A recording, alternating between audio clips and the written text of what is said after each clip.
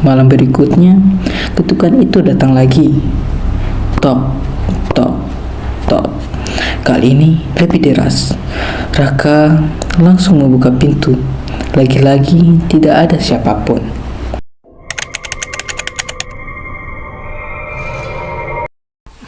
Halo semuanya. Selamat datang di video pertama channel ini. Terima kasih ya buat kalian yang sudah klik video ini.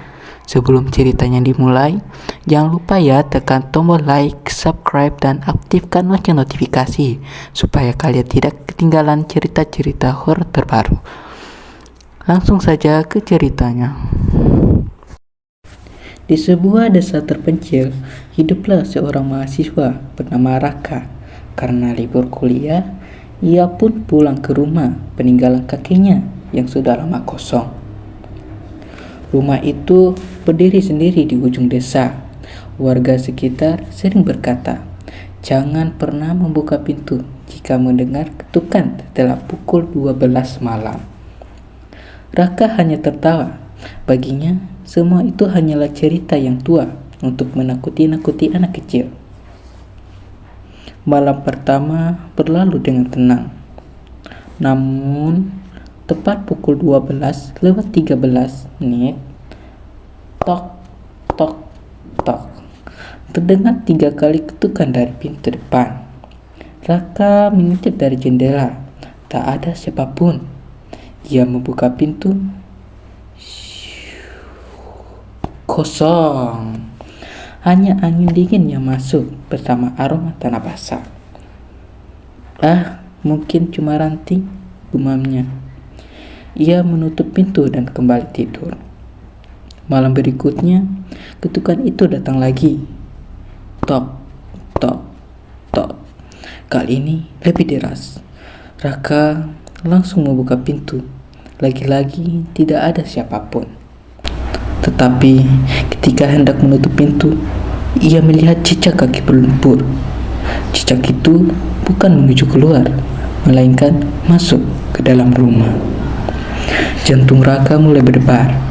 Ia mengikuti jejak tersebut. Jejak itu berhenti tepat di depan kamar kosong milik almarhum neneknya. Saat pintu kamar dibuka, tidak ada siapa-siapa. Namun, lemari tua di sudut ruangan terbuka perlahan dengan bunyi. Krik. Raka menutupnya kembali dan memilih tidur di ruang tamu. Pukul 12 malam, ketukan itu datang lagi. Tok, tok, tok. Namun kali ini bukan dari pintu depan, melainkan dari dalam lemari. Suara itu terdengar jelas. Tok, tok, tok. Seolah ada seseorang yang minta keluar. Raka gemetar. Ia mengambil senter dan perlahan membuka lemari. Tetapi di bagian belakang lemari tertulis dengan goresan hitam, jangan pernah menjawab ketukan. Belum sempat berpikir, suara ketukan kembali terdengar. Kini berasal dari langit-langit rumah. Tok, tok, tok. Pelan, lalu semakin cepat. Tok, tok, tok, tok. Debu berjatuhan, seolah ada seseorang merangkak di atas plafon. Raka berlari keluar rumah. Namun anehnya, seluruh desa tampak kosong. Tak ada lampu, tak ada suara ayam, tak ada seekor anjing pun. Hanya kabut putih menyelimuti jalan. Seorang nenek berpakaian putih berdiri membelakanginya. Nek, panggil Raka. Perlahan nenek itu memutar kepalanya, tetapi tubuhnya tetap menghadap ke depan. Wajahnya sangat pucat, matanya hitam pekat, dan bibirnya tersenyum sangat lebar. Nak, kenapa kamu membuka pintunya? Suara itu terdengar serak.